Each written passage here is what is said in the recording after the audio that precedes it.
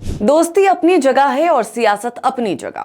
किसको नवाजे और किसको किनारे करे, तराजू के दोनों पलड़ों में वफादार बैठे हैं। अब किसे अपना कहें और किसे पराया करें। नमस्कार, KH लाइव हिमाचल देख रहे हैं आप और मैं हूं आपके साथ सुनैना कश्यप। कल 15 अप्रैल है, हिमाचल दिवस। मुख्यमंत्री सुखविंदर सिंह सुक्खू किन्नौर की वादियों में तिरंगा फहराएंगे। सरकारी महकमों में जश्न की तैयारी है, लेकिन सियासी गलियारों में धड़कनें तेज हैं। सवाल ये नहीं कि कल कौन सी नई घोषणा होगी, सवाल ये है कि क्या कल किन्नौर कांग्रेस के वनवास का अंत होगा। क्या जिला अध्यक्ष की उस कुर्सी को उसका वारिस मिलेगा जिसे लेकर दो दिग्गज गुट महीनों से एक दूसरे की घेराबंदी कर रही हैं। एक तरफ कैबिनेट मंत्री जगत सिंह नेगी का वो पावर सेंटर है जिसे हिलाना नामुमकिन लगता है, और दूसरी तरफ निगम भंडारी जो अब वादा खिलाफी की सहानुभूति में नजर आते हैं। सियासत में कहते भी हैं कि वादे अक्सर किए ही जाते हैं टूटने के लिए, लेकिन किन्नौर में ये बात अब गले की फांस बन गई है। चर्चा है कि चुनाव के समय निगम भंडारी से कुछ बड़े वादे हुए थे। आज उनके समर्थक सरेआम कह रहे हैं कि हमें ठगा सा महसूस होता है। सत्ता आए अरसा हो गया, लेकिन निगम गुट आज भी खुद को किनारे महसूस कर रहा है। आपको याद होगा 2022 का वो चुनाव, जब किन्नौर कांग्रेस में टिकट के लिए रस्साकशी चली थी। एक धड़ा निगम के पक्ष में था तो एक नेगी के। अंत तक टिकट अटका रहा और बाद में निगम को मिला आश्वासन। तब टिकट नहीं मिला और अब तक सत्ता में बैठी कांग्रेस सरकार में कोई बड़ी जिम्मेदारी भी नहीं। इंतजार जारी है। अब किन्नौर की सियासत को समझने के लिए विवेचना जरूरी है।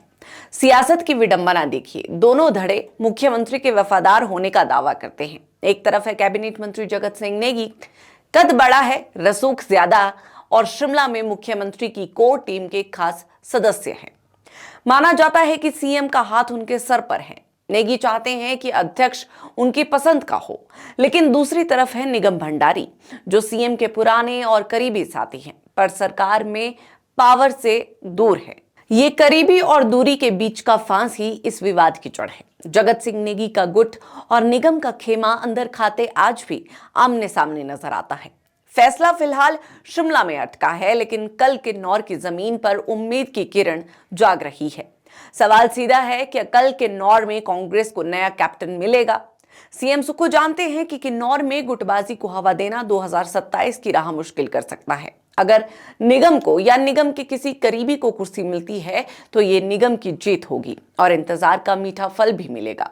लेकिन अगर फिर जगत सिंह नेगी की चली तो निगम के समर्थकों का गुस्सा फूट सकता है। क्या सीएम कोई तीसरा रास्ता निकालेंगे? क्या कोई ऐसा चेहरा सामने आएगा जिस पर दोनों खेमे चुप हो जाएं?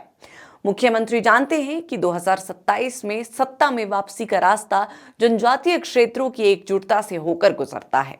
अगर किन्नौर जैसे छोटे लेकिन रणनीतिक रूप से महत्वपूर्ण जिले में कांग्रेस दो फाड़ होती है तो इसका नुकसान केवल संगठन को नहीं बल्कि मुख्यमंत्री के मिशन रिपीट के सपने को भी होगा।